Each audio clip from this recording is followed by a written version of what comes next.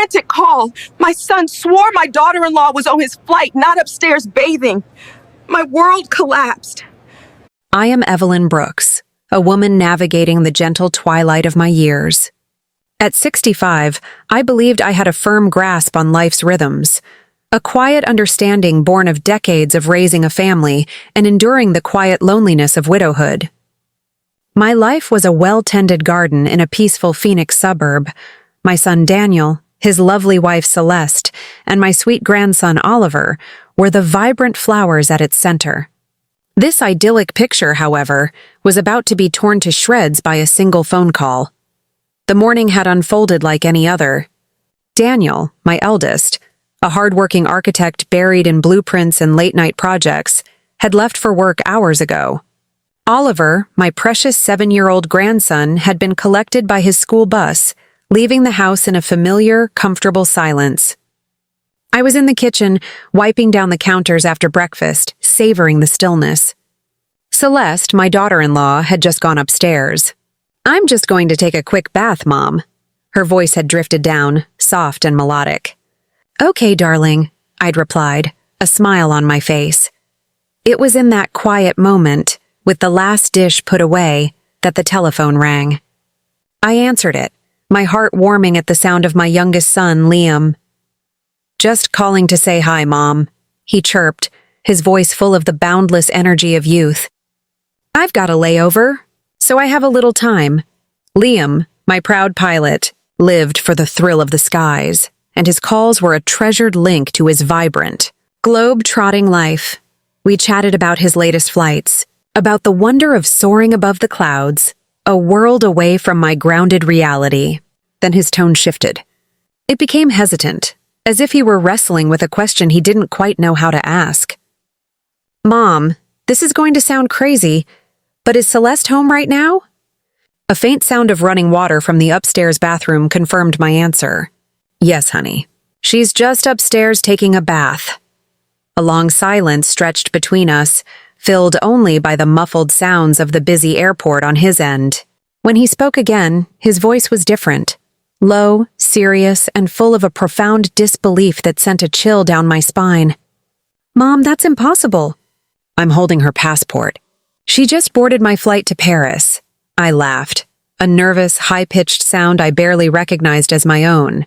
"Liam, you must be mistaken. I just saw her. She told me she was going to take a bath."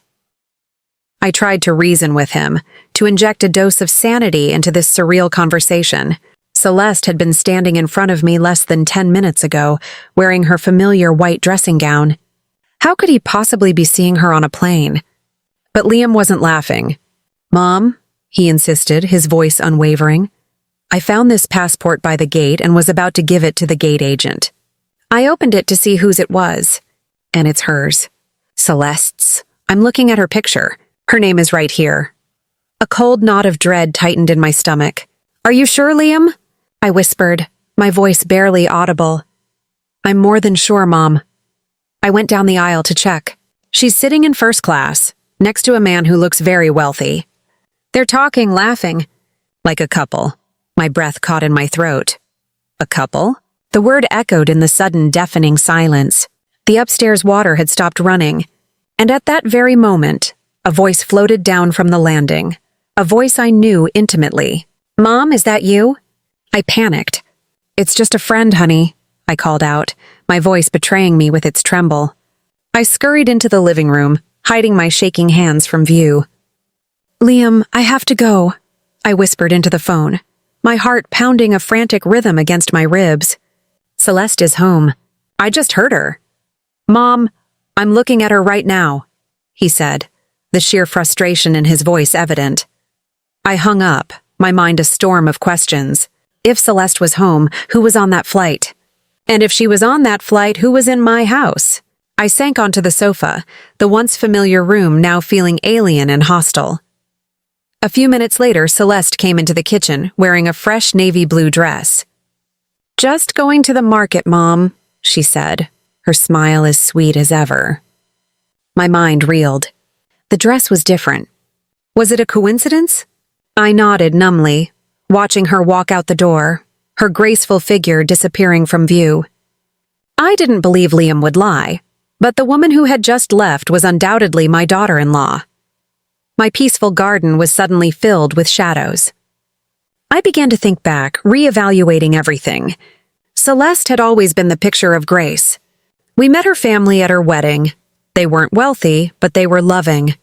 She entered our lives with a confident smile, a woman born to be a perfect wife and mother. But lately, I remembered a few weeks ago she was writing a grocery list. Her handwriting was neat and straight, her right hand holding the pen with a firm grip. The next day, I saw her writing a note to Daniel. The handwriting was different, a little messier, the pen held in her left hand. I had asked her about it and she'd laughed, "Just practicing, Mom. It's fun." At the time, I hadn't thought anything of it, but now it was a piece of a horrifying puzzle. My grandson Oliver's words came back to me. "Grandma, some days Mom is an angel. Other days she's so mean. I like the nice mom better." My throat tightened. Oliver had said this more than once. I had brushed it off as a child's imagination, but the memory of his sad eyes was a fresh wound. Everything, every tiny, seemingly insignificant detail, now swam into focus, painting a picture I refused to see. The changing hands, the unpredictable personality, the two different people walking through my house.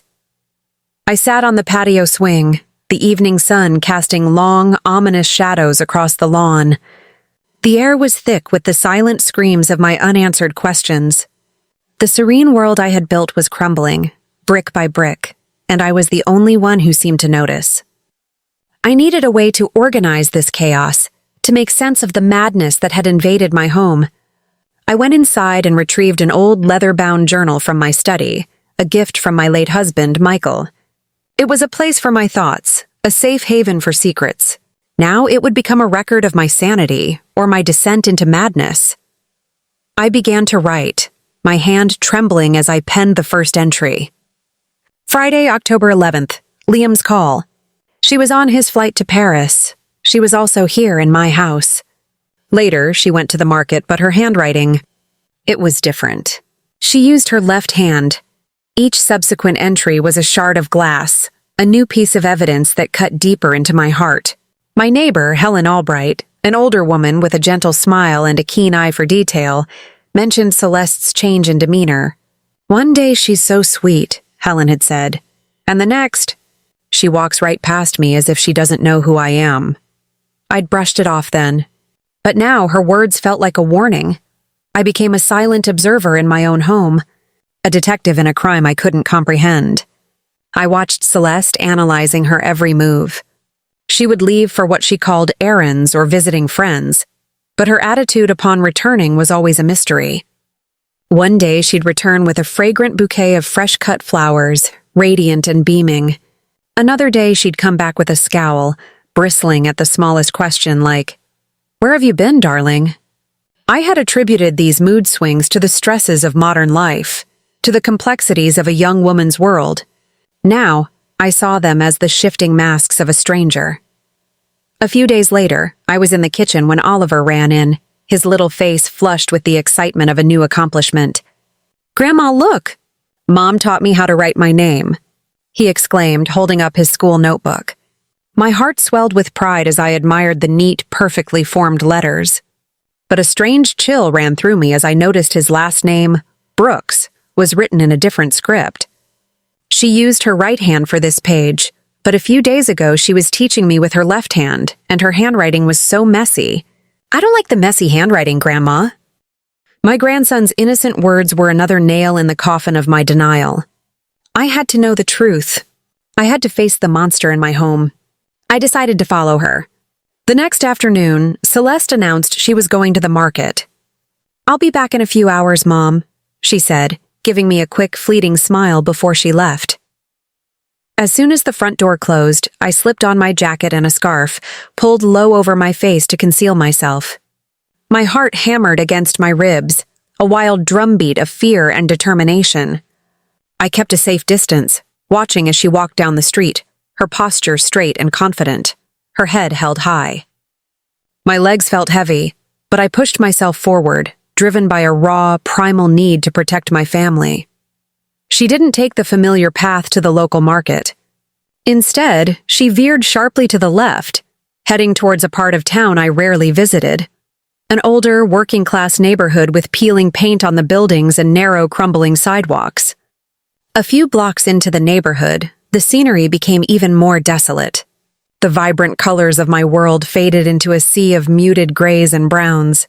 The air grew stale, thick with the scent of wet asphalt and old decay. I slowed down, my paranoia rising with every step. Was she going to meet someone? Was this where she went on her little errands? I followed her down a narrow alleyway, my heart a frantic, panicked bird trapped in my chest. The walls were stained, a chipped wooden door seemed to lean precariously against a tin roof, and a single wilted daisy sat forlornly in a pot on the windowsill. She stopped at the door, gave 2 quick, soft knocks, and disappeared inside. I froze, hiding behind a dilapidated dumpster, my body trembling with a mixture of fear and adrenaline. The quiet alley was the antithesis of my manicured neighborhood. What business did my beautiful, graceful daughter-in-law have in a place like this? A new wave of fear washed over me. I wanted to turn around, to go back to the safety of my home and pretend I never saw this, but my feet were glued to the cracked pavement. I had to know. The fate of my family hinged on this. I crept forward, my hands shaking so violently I had to grab the side of a building to steady myself. The weight of the moment felt immense, like the whole world was holding its breath with me. I took a deep breath, and with newfound courage, I knocked on that door. The sound was like a drumbeat in the silent alley, each knock a hammer blow to my chest. The door opened slowly, revealing a face that was an exact replica of Celeste's. I stared, speechless, unable to form a single word.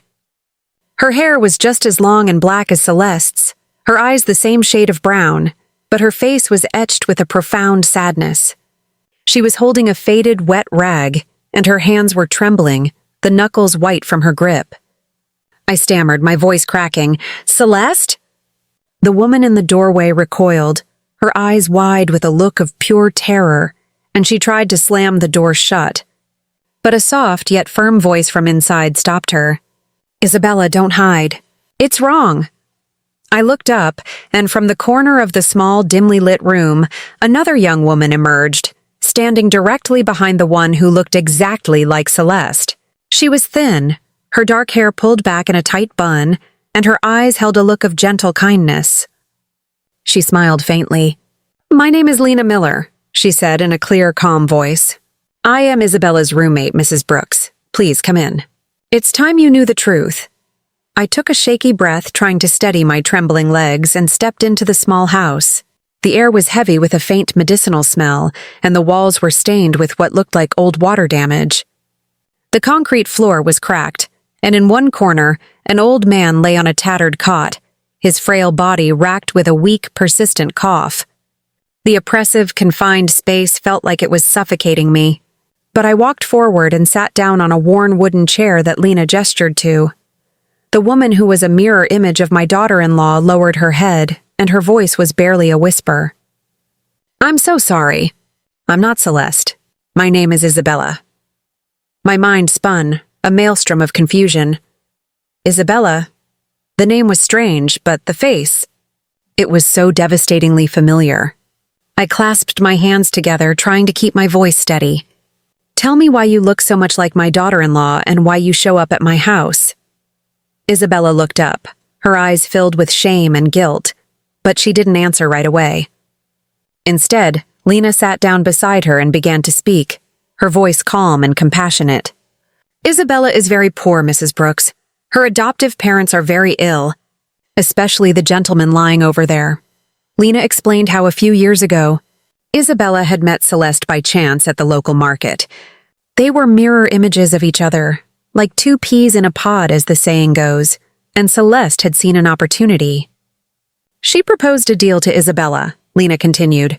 "She asked Isabella to impersonate her, to stand in for her for a few hours whenever she needed a double." My heart pounded with a frantic rhythm. "A double? For what?" I asked, my voice trembling with disbelief. "Why would Celeste need someone to pretend to be her?" Isabella finally spoke, her voice still a whisper, but full of pain. I don't know everything, ma'am. She would just tell me, just stay at the house for a few hours, do some small things like go to the market or take care of the boy. And then she would pay me. A lot of money, enough to buy my parents' medicine. I didn't dare to ask for more. She lowered her head, and tears began to stream down her face, falling onto the faded rag she held in her hands. I looked at her, my chest feeling as though it were being squeezed in a vice. Every strange detail from the last few months suddenly clicked into place, pieces of a sinister puzzle finally connecting. The change in handwriting, the sudden shifts in personality, sometimes kind and sweet, other times harsh and cold. The voice that was sometimes gentle, sometimes aloof. It all made perfect, terrifying sense now. The veil of my denial was ripped away, revealing a cruel, calculated deception. Lena, seeing the shock on my face, continued, her expression hardening with a righteous anger.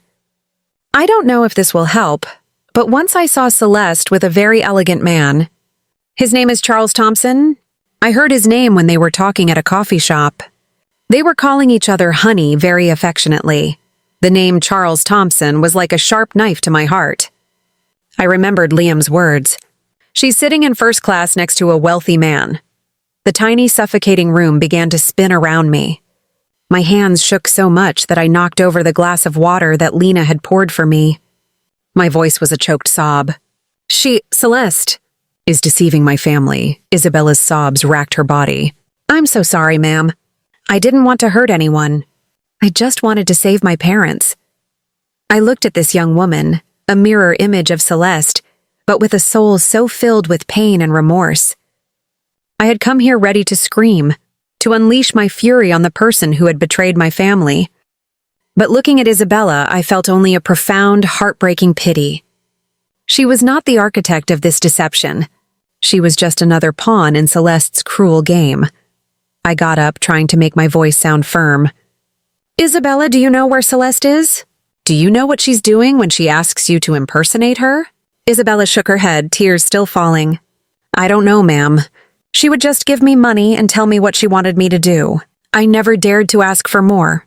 Lena put a comforting hand on Isabella's shoulder and looked at me with a pleading gaze.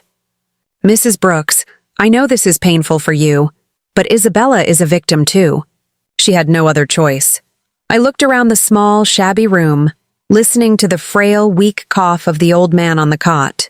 I understood Isabella's desperation, but that didn't erase the feeling of betrayal that was crushing me. I clenched my fists, holding back my own tears. I don't blame you, Isabella, but I need to know the truth.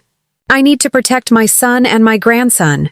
I left the house, the brilliant midday sun blinding me, but my heart was cold, colder than it had ever been. The brilliant sun outside the alley was a brutal contrast to the cold, suffocating truth I had just uncovered. I stumbled through the streets, my mind a storm of accusations and questions. Isabella, a twin. A pawn in a game I still couldn't fully comprehend. The feeling of betrayal was a physical ache in my chest, a constant sharp pain. But beneath the shock and the hurt, a new emotion was taking root, a fierce, protective resolve. I had to know everything. I had to uncover the full extent of this deception to protect Daniel and Oliver. The next morning, I returned to that small, desolate alley. The stained walls and peeling wooden door, once a symbol of the unknown, were now an obsession. The sun was hot, but I felt a chilling coldness inside, a relentless wind of unresolved doubts. This time, I clutched a family photo, a picture of a smiling Daniel, Oliver, and Celeste on a summer day, as if it were a talisman, a reminder of what was at stake. I knocked on the door of number 14. This time, Isabella seemed less afraid. She opened the door with a shy but calmer expression and invited me in. Mrs. Brooks, I was expecting you. The tiny house still smelled of disinfectant, and the weak cough of the old man on the cot was a familiar, mournful sound. I sat on the old wooden chair and looked at Isabella. She was wearing a simple dress, her hair in a loose bun. She looked tired, but the fear in her eyes had been replaced by a quiet sorrow. I took a deep breath. Isabella? I said in a low voice. I want to meet your mother. I need to understand all of this better. Isabella nodded and led me to a corner of the room where a very frail woman with completely white hair was lying in bed, her cloudy eyes staring at the ceiling. She was Mrs. Jones, Isabella's adoptive mother. I took her paper-thin hand and introduced myself. I'm Evelyn Brooks, Daniel's mother, Celeste's husband. Mrs. Jones looked at me, breathing with difficulty. Isabella is not my blood, she said in a weak voice. She's a child I adopted when she was a newborn. Her words were a hammer blow to my head. I froze, my heart beating faster, but I tried to keep my voice steady. Please tell me what happened. The old woman coughed, a long rattling sound, and then began to tell a story I wasn't prepared for. Many years ago, I was a nurse at a hospital in a small town, she began, her voice trembling with the effort. A very poor family had twins. They were so poor they couldn't keep both of them. The mother was crying. She said she could only keep one. The other one, they were going to abandon. My heart broke. I couldn't let them abandon that baby, Mrs. Jones continued, her voice filled with immense love as she looked at Isabella. So I adopted her. That's Isabella. She stopped for another long cough and then looked at Isabella with an immeasurable love. I raised her as my own, but I know she has always wanted to find her real parents. I have nothing to give her but my love and this house. I sat there clutching the worn edges of the chair, my head spinning. Do you know who Isabella's biological parents are? I asked, my voice trembling. Mrs. Jones shook her head. I only know they were a poor family from a nearby town. I didn't ask much. I just wanted to save the child. I looked at Isabella. Her face was bowed, tears streaming down her cheeks. Mrs. Brooks, I don't know anything about my biological parents, she said, her voice choked with emotion. But when I met Celeste, I thought maybe she knew something. She looked so much like me, but she never told me anything about that. I felt a sudden shortness of breath, a premonition of the truth I was about to discover. Please, I pleaded with Mrs. Jones, let me see her old papers. Maybe there's a clue. She pointed to an old wooden dresser. Isabella took out a yellowish paper envelope and gave it to me. Inside, there was a copy of some hospital papers with Isabella's date of birth. I read them quickly and my heart stopped. Isabella's date of birth was exactly the same as Celeste's, the one I had seen on her papers when she married Daniel. My hands trembled violently, the documents rattling in my grasp. I looked up at Isabella, my voice a lost whisper. You and Celeste? You could be twin sisters. Isabella broke down, crying uncontrollably, covering her face with her hands. So Celeste is my sister. Why didn't she tell me anything? Why did she make me do all that? I looked at her, my heart shattered. I remembered Celeste's radiant, confident smile on her wedding day, as if she had been born to be the perfect wife and mother. I had loved her. I had believed she would give Daniel a happiness he deserved. But now I knew she had not only deceived my family, but she had also callously taken advantage of her own sister, using her as a human mask to hide a life of secrets I didn't even dare to imagine. I stood up, placing my hand on Isabella's shoulder. My voice, though firm, could not hide the pain that was tearing me apart. Isabella, from today on, I will not let anyone take advantage of you again. I am going to help your parents with their illness, but in return, you have to cooperate with me. I need to bring this truth to light for Daniel, for Oliver. Isabella nodded, still crying. I will help you. I don't want to live this lie anymore. I looked into her eyes and saw sincerity, and for the first time, I felt a glimmer of hope in the midst of this storm. I left the house and walked through the alley, my soul in turmoil. The sounds of the bustling market, the laughter of people shopping, faded into a distant hum. In my mind, Mrs. Jones's words echoed like church bells.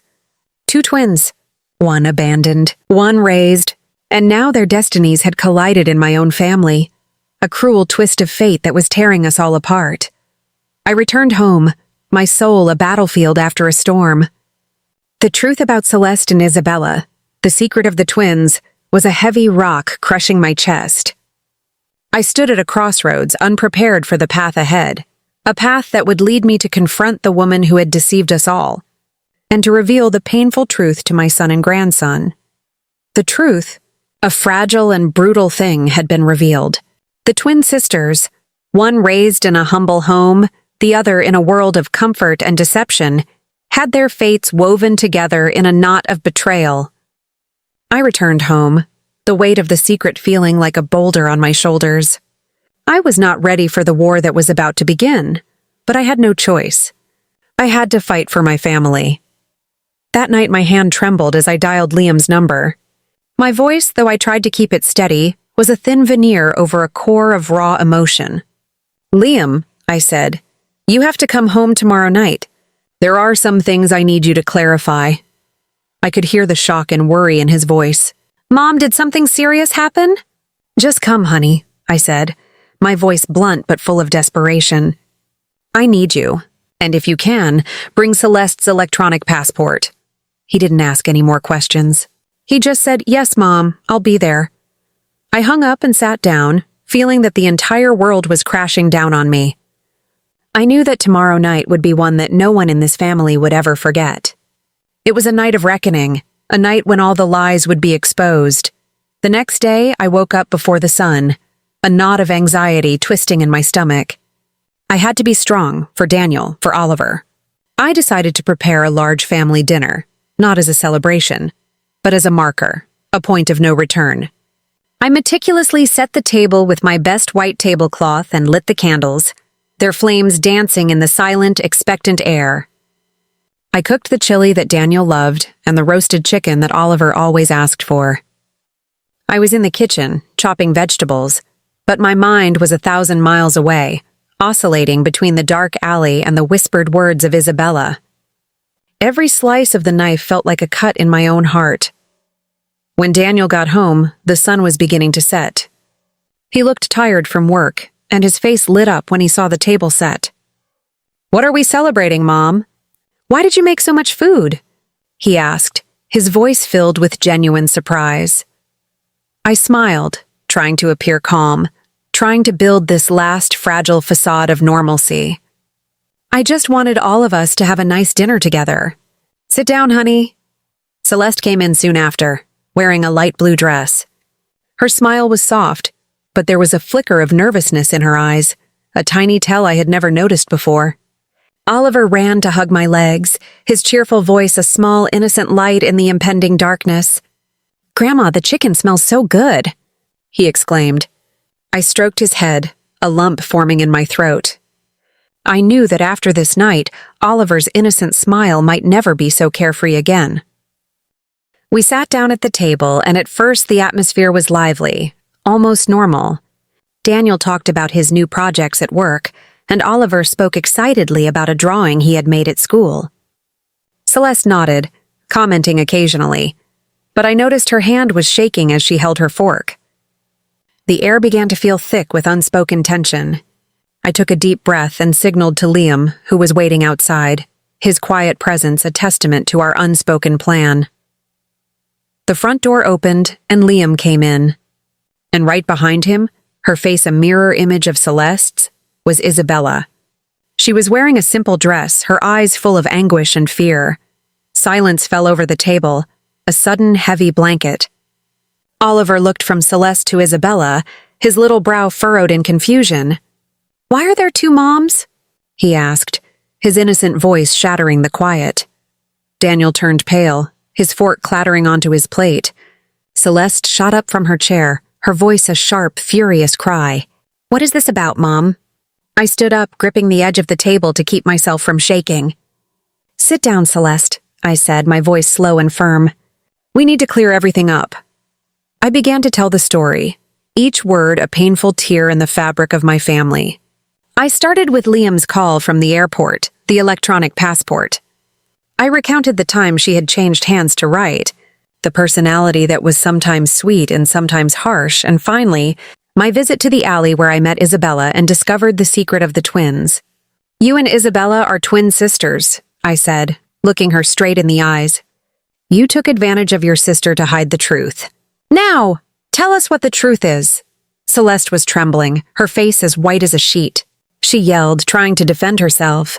"She's making it all up to humiliate me. How dare you!" But Liam stepped forward and placed a stack of papers on the table with a firm thud. "This is a copy of your electronic passport with entry and exit stamps from Paris," he said, his voice hard as stone. "You can't be at home and flying to Paris at the same time." Celeste looked at the papers, her lips pressed together. Unable to form a single word, Oliver, sitting next to her, suddenly chimed in with a heartbreakingly innocent voice. "It's true, Grandma. Some days my mom is an angel, and other days she's really mean. I don't like the mean mom." My grandson's words were a fresh stab, and I had to hold back from crying. The air in the room felt so heavy it was difficult to breathe. I nodded to a woman who had just entered through the back door. It was Lena, Isabella's roommate, her sharp gaze cutting through the tension. "I saw Celeste with Charles Thompson," Lena said, her voice clear and unwavering. "They were calling each other honey, and it was she who hired Isabella to impersonate her and deceive the family." Daniel turned to his wife, his voice choked with emotion. "Is it true, Celeste?" "Tell me, is it true?" Celeste bit her lip, her silence a long, painful admission. And then suddenly she exploded, her voice full of a cold, blistering fury. "Yes, it's true. I have a lover. I'm sick of this poor life. I'm sick of being a daughter-in-law in this house. Charles gives me a life 100 times better than this. And you, Daniel, you're a good-for-nothing." Her words were a bomb exploding in the room. Daniel froze, his fists clenched so tight his knuckles turned white. Oliver broke down crying and ran to hug me, his voice trembling. "Grandma, what did Mom say?"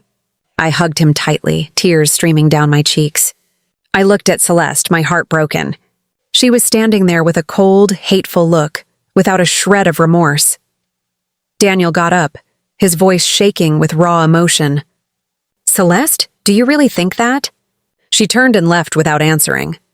The front door slammed shut, leaving the room in a painful, agonizing silence. Isabella, who had been silent on the side, suddenly spoke, her voice low but clear. "Sister, you didn't have to hurt them like that. I just wanted to help you. I didn't know you would go this far." Celeste glared at her but didn't say anything. She just turned and left. The silence that followed was a physical entity, heavy with grief and betrayal. My family, the beautiful garden I had so carefully tended, was now in ruins. The calm that had settled over my family was a fragile, hard-won peace. The deceptive silence that had once suffocated our home was now replaced by the gentle murmur of genuine affection. Yet a part of me knew that the story wasn't over. The truth had set us free, but it hadn't provided a full explanation. The memory of Celeste's final venomous words still echoed in the quiet corners of my mind. I knew there was more to her story, a darker chapter I hadn't yet read. One rainy Tuesday afternoon, Isabella and I were in the kitchen, baking Oliver's favorite chocolate chip cookies. Oliver was at school, and Daniel was at work, leaving us to the comforting rhythm of our shared tasks. Isabella's hands, so like Celeste's, moved with a grace that came from a heart full of love, not deceit. As we worked, she suddenly spoke, her voice low and hesitant. "Mom, I want to tell you something." My heart pounded. She had called me Mom for the first time, a sound that was both a balm and a reminder of the pain that had brought us together. "What is it, darling?" I asked, turning to face her, wiping the flour from my hands. "I found something," she said, her eyes filled with a mix of fear and determination. Celeste left a box of her things in the garage, in a corner I never noticed. "I was cleaning yesterday, and I found it." She led me out to the garage and pointed to a small, dusty cardboard box hidden behind a stack of old magazines. With trembling hands, I opened the box. Inside, there were a few old photographs, a worn leather journal, and a small, delicate key on a silver chain. The journal was thin, its pages yellowed with age, and the handwriting on the cover was small and tight. Celeste's handwriting. The handwriting from the nice mom, as Oliver had called her. Isabella looked at me, her eyes pleading. I think this might be her real diary before all this happened. I think it might tell us why she was the way she was." A cold dread washed over me. I wanted to slam the box shut, to leave the secrets of the past buried in the dust of the garage. But my maternal instinct, a force that had driven me to expose the truth in the first place, was a persistent, nagging voice in my head. I had to know. I had to understand the why. I picked up the journal and took it inside, my hands still trembling. That night, after Oliver was in bed and Daniel was asleep, I sat in the living room, the flickering candlelight casting long shadows on the walls. I opened the journal and began to read. The first entries were from a young Celeste, a teenager full of hopes and dreams, but also full of a deep, gnawing insecurity. She wrote about her desire for a better life, a life of wealth and luxury. She chronicled her love for Daniel, her happiness at becoming a wife and a mother. But a new emotion crept into the pages: discontent. She wrote about the burden of being a good wife and a good mother, the constant pressure to live up to a perfect image. She complained about Daniel's long hours at work, his inability to provide her with the lavish lifestyle she so desperately craved. "He's a good man," she wrote in one entry, her handwriting shaky with frustration. "But he's not enough. This life, it's not enough." My heart ached for my son, for the man who had given her everything he had, only to be deemed a disappointment. Then the pages revealed a darker turn. She wrote about meeting Charles Thompson at a charity event, a man who was everything Daniel was not: wealthy, charming, and powerful. She described their clandestine meetings, their stolen moments of luxury in hotels and expensive restaurants. He was a thrill, a new world of possibilities. She wrote with a cold, almost detached tone about how she would tell Daniel she was visiting a friend to spend the day with Charles. She used a burner phone and fake emails. She had a network of lies, all to keep up her life of deception. I flipped the pages and my eyes fell on a name that made my blood run cold. "I met this woman at the market today," she wrote in a scrawling, almost illegible hand. "She's a poor woman, looks just like me. It's a miracle. Her name is Isabella. She needs money for her sick parents. I can pay her to be my double. She can take my place for a few hours, go to the market, take care of Oliver, so I can be with Charles." The entry was chilling in its casual cruelty, its cold, calculated exploitation. My breath hitched in my throat. My own son's wife, a woman I had loved like a daughter, had seen her own twin sister not as family, but as a tool. A pawn to be used and discarded. My hand trembled, a cold, violent tremor. I wanted to stop reading, but I couldn't. I was trapped in this dark, twisted world that Celeste had created. I read on, my eyes scanning the pages, searching for some sign of remorse, some flicker of humanity. But there was none. Only cold, hard calculation. She wrote about her growing contempt for her life with Daniel and Oliver. "Oliver is a burden," one entry read. "He cries too much. Daniel is so focused on his work, so naive. They just don't understand." My heart shattered. The woman who had been a mother to my grandson saw him as a burden, a nuisance to be tolerated. The last entry was from the night of the family dinner. I confronted her. It was terrible. Evelyn brought in that pilot son of hers and that other woman, Isabella. They had the passport, they had it all. There was no escape. So I let them have it all. I told them what I really thought of them, of their life. "I don't care anymore. I'm going with Charles. He will give me the life I deserve." There was no regret, no shame, only a cold, bitter pride. I closed the journal, my hands shaking so violently I had to place it on the table to stop the tremors. The candle flickered, and the silence in the room was a deafening roar. I felt a tear roll down my cheek, a silent testament to the pain I was feeling. This wasn't just a story about a woman who had a secret lover.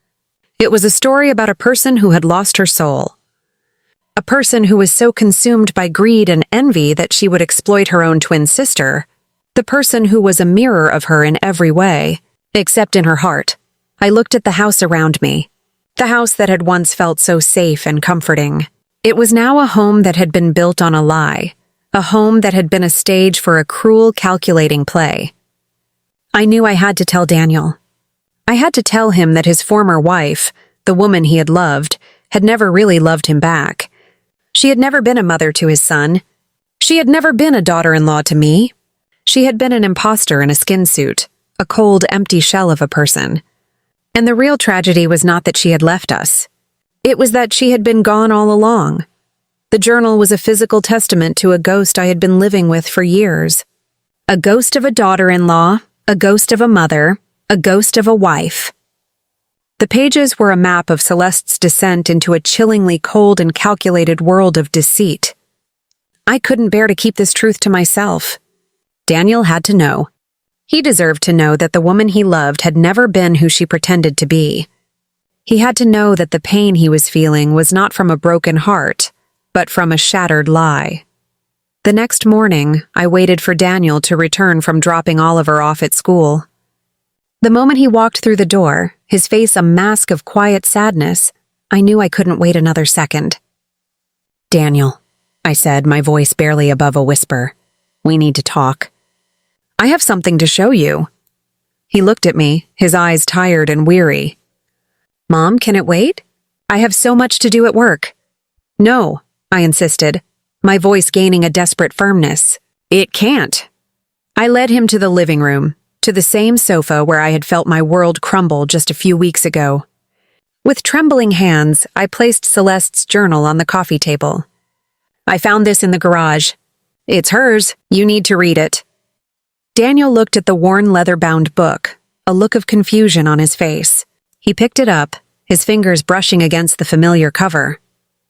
He opened it and his eyes scanned the first few pages. I watched as his face, already pale from the emotional turmoil of the past week, went white. He read about Celeste's early dreams, her love for him, and then the discontent, the cold, bitter disdain for a life that was not enough. He flipped through the pages, his breath coming in short, sharp gasps. He read about Charles Thompson, their secret meetings, their secret life. He read the cruel, heartless entries about his son, about Oliver being a burden. His hands, which had been so strong, so capable, now trembled so violently that he had to put the book down. He looked at me, his eyes filled with a raw, agonizing pain I had never seen before. "Mom," he said, his voice a broken whisper, Is this really her?" "Yes, honey," I said, my voice thick with tears. "Every word, every lie." He sat in stunned silence, his mind trying to process the brutal reality. The woman he had loved for years was a stranger. She had never been who he thought she was. The pain he had been feeling, the grief he had been carrying, was for a phantom, a beautiful, cruel ghost. I looked at my son, my heart breaking for him. I had always been his protector, his rock. But in this moment I was helpless. I could only sit there holding his hand as he faced the ugly truth. He read on, his eyes darting across the pages, absorbing every detail. The chilling entry about Isabella, the twin sister, the double she had found. The casual cruelty of her words, her cold, heartless plan to use her own family member as a pawn in her twisted game. I watched as the pain in his eyes was replaced by a cold, hard rage. His jaw was clenched, his knuckles white. The loving, gentle man who was my son was gone, replaced by a stranger, consumed by a fierce, righteous anger. "She used her own sister," he said, his voice a low, guttural growl. "She used my son. She used us all." I nodded, unable to speak. The silence in the room was a deafening roar, filled with the echoes of Celeste's lies. He closed the journal, his hands still trembling, and looked at me, his eyes filled with an unbearable sadness. "I'm so sorry, Mom," he said, his voice thick with tears. "I'm so sorry I didn't see this. I'm so sorry I let her hurt you." "Don't you dare blame yourself, honey," I said, my voice firm despite the tears streaming down my face. She was a master of deception. She fooled all of us. The most important thing is that we know the truth now. The truth will set us free. He nodded, but the words seemed to have no effect. He was lost in his own world of pain and betrayal. He spent the rest of the day in a daze, going through the motions of life without really living it. He sat in his study, staring at his blueprints, but his eyes were empty. He went out into the yard and watched Oliver play, but his eyes held no joy, only a profound, heartbreaking sadness. That night after Oliver was in bed, I found Daniel sitting on the porch, staring out at the stars. I sat down next to him, placing a comforting hand on his shoulder. "Are you okay, honey?" I asked, my voice soft. "I don't know, Mom," he said, his voice raw with emotion. "I feel like a fool. I loved her so much. I thought she was my best friend, my soulmate. And all this time, she was just using me, using all of us." "She was an artist of deception, honey," I said, my voice filled with a fierce, protective love. "She was not worth your love. She was a hollow shell of a person." He nodded, but the words seemed to have no effect. The pain in his eyes was a physical entity, a ghost that would haunt him for a long, long time. I sat there with him in the silent darkness, our hands intertwined, two souls lost in a world of pain and betrayal. I knew I couldn't take away his pain, but I could be there for him. I could be his rock, his anchor in the storm. I thought of Isabella, the true mirror image of Celeste, a woman whose heart was as full of love as Celeste's was with coldness. I knew that she was our only hope. She was the one who could bring light back into Daniel's life, who could heal the wounds that Celeste had so cruelly inflicted. I knew that I had to bring them together. I had to give them a second chance at love, a second chance at a family that was real and not a ghost. The wounds Celeste had inflicted were deep, but the heart has an astonishing capacity for healing. With the truth laid bare, the painful process of moving forward began. Daniel, though still burdened by a profound sadness, slowly started to emerge from the haze of betrayal. He was guided by the unwavering presence of Isabella, a silent beacon of light in the storm. True to my promise, I was there for Isabella's family, ensuring they had the medical care they needed. In return, Isabella kept her word, appearing at our house every day, a quiet, reassuring presence in the quiet rooms that Celeste had left behind. She brought containers of warm, homemade food, and the scent of cinnamon and garlic slowly replaced the lingering ghost of Celeste's perfume. She didn't rush Daniel, didn't demand his attention. She simply existed, a gentle balm for his wounded soul. She would sit quietly with Oliver, reading him stories and helping him with his homework. She was there when he asked, with a child's heartbreaking innocence, "Auntie, where did my mom really go?" She would hug him tightly and whisper, "She's not here anymore, my love." But I am. I watched them, my heart swelling with a gratitude so immense it was almost painful. Isabella, with a face that was a mirror image of Celeste's, had a heart that was her complete opposite. She was sweet, patient, and always found a way to make Oliver laugh. One afternoon, I saw Oliver run to hug her, his little arms outstretched. "Mom, Isabella!" he exclaimed, his voice full of a carefree joy I hadn't heard in weeks. "Teach me how to draw a little bird." My breath caught in my throat. He was calling her Mom, not with confusion, but with a pure, simple love. Isabella smiled, a radiant, genuine smile that lit up her entire face. "Of course, my love," she said, her voice filled with a tenderness that was so real, so profound. "But you have to draw it very pretty so I can see it." I stood there, tears rolling down my cheeks. Oliver's innocent words were like a healing salve, a balm for a wound I had thought would never heal. I knew then that Isabella had not only replaced Celeste as a double in a cruel game of deception, but she was becoming a part of our family with her own sincere heart. Months passed, and the wound in our family slowly began to close. Daniel and Isabella's friendship deepened into something more. He started to smile again, a genuine smile that reached his eyes. He started talking about his day at work, and Isabella would listen with a look of quiet pride. She would sit with him on the porch in the evenings, their hands brushing against each other, two souls lost in a sea of stars. One night, while I was cleaning the kitchen, Daniel called me to the living room. He was standing there, holding a small ring with trembling hands. His face was a mix of nerves and a fierce determination. Isabella was by his side, her face flushed, her eyes shining with a radiant light. Daniel knelt and his voice broke with emotion. Isabella, I don't want to waste any more time. You brought the light back into my life, back to our home, back to Oliver. Would you accept to be my wife and Oliver's mom? Isabella broke down crying, her eyes searching mine for approval. I walked over, took her hand, and nodded gently. You deserve it, darling, I said, my voice thick with tears. You've been a part of this family for a long time. She hugged me, her tears soaking my shoulder, and I knew that was the moment my family was finally beginning to heal. Daniel and Isabella's wedding was a small, intimate affair, but it was filled with love. I stood in the yard, looking at the red roses tied to the fence, listening to Oliver's happy laughter as he wore his little suit, a tiny best man for his father. Liam flew back from a work trip and stood next to his brother with a smile as radiant as the day he first put on his pilot's uniform. I sat in the front row, tears of profound joy rolling down my cheeks. They weren't tears of loss, but of profound gratitude. I looked at Isabella in her simple wedding dress, holding Daniel's hand, and I knew that my family had found a sincere heart. Life, after losing a fraud, had finally gone back to normal, but it was a new, more beautiful normal. Isabella, with her gentle and loving nature, became the anchor of our family.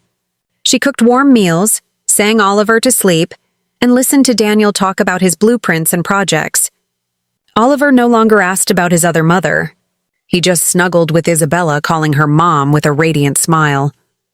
I looked at my family and saw how the wounds were slowly closing, and a new life was growing from the ashes of the old. One late night, I sat on the porch. A soft wind blew through the garden. Oliver's laughter could be heard from inside, mixed with Isabella's sweet voice.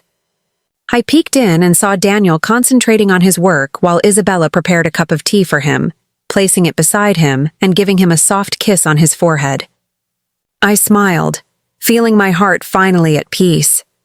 After the whirlwind of truth and the quiet, loving ceremony that followed, a profound, peaceful stillness settled over our home. It was the kind of peace that can only come after a brutal storm has passed, leaving behind a new, stronger foundation. The hushed, suffocating quiet that had once filled our rooms was gone, replaced by the gentle symphony of a truly happy family. The scent of Isabella's cooking, the sound of her humming softly in the kitchen, and the cheerful laughter of Oliver now defined the atmosphere. Isabella, with a heart as pure as Celeste's was cold, had become the anchor of our family. She didn't try to fill the void Celeste had left. She simply built something new, something real and enduring. She was a natural mother, her love for Oliver a constant, beautiful force. She would read to him every night, her voice a soft lullaby, and she would kiss his forehead with a tenderness that was so genuine, so full of grace. Oliver, in turn, blossomed under her unwavering love. He no longer asked about his other mother. He just snuggled with Isabella, calling her mom, with a radiant smile that reached his eyes, a light that had been missing for so long. Daniel, too, found his way back from the depths of his pain. He had gone through the fire of betrayal and had come out a better, stronger man. He was no longer the naive boy I had seen sitting in a state of shock at the dinner table. He had become a man who understood the difference between a beautiful lie and a difficult truth. He cherished Isabella, not just for the light she had brought back into his life, but for the honesty she represented. I would often see him watching her, a look of profound gratitude in his eyes. Their love was a quiet, beautiful thing, a testament to the fact that genuine connection can grow from the most unexpected of places. I would sit on the porch in the evenings, watching the sun set over the horizon, and reflect on the long, tumultuous journey that had brought us to this peaceful moment. I thought of Liam's phone call from the airport, the impossible truth he had revealed, and the terrifying fear that had gripped me when I had realized my world was a sham. I thought of my visit to that desolate alley, the stained walls, the peeling door, and the fragile, terrified woman who looked exactly like the person I thought I knew. I had been driven by a primal need to protect my family, a fierce, unwavering maternal instinct that refused to be silenced by denial or fear. The truth had been cruel, a brutal blow that had shattered the perfect illusion I had held so dear. It had exposed a deep, festering wound I hadn't even known existed. But as my late husband Michael used to say, "The truth will set you free, Evelyn." And so it was. The truth, however painful, had set us free from a life of deception. It had saved Daniel and Oliver from a woman who saw them not as family, but as props in a life she found unworthy. I thought of Mrs. Jones's words, a frail old woman who had saved a twin from a life of abandonment. What a cruel, twisted irony that the other twin, raised in a world of comfort, would abandon her family, choosing a life of hollow luxury over a world of genuine love. But fate, in its own strange way, had corrected the imbalance.